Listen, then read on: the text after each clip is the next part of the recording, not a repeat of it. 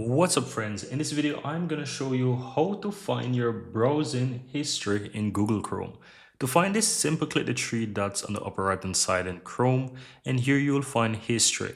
Now if you have a lot of websites that you've visited in the past, different times, different tabs, you would possibly find them showing in tabs like this, showing like 5 tabs, 2 tabs, 1 tabs.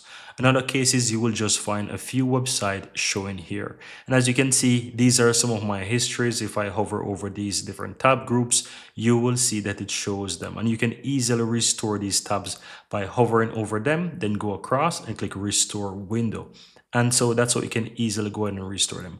Otherwise, you can click on the grouped history or simply click on history, and it's going to show you additional history of different web page by days and by days and by months and times that you can go back into different segments and restore them individually. And that's it, guys. That's how you can easily find your history in Google Chrome.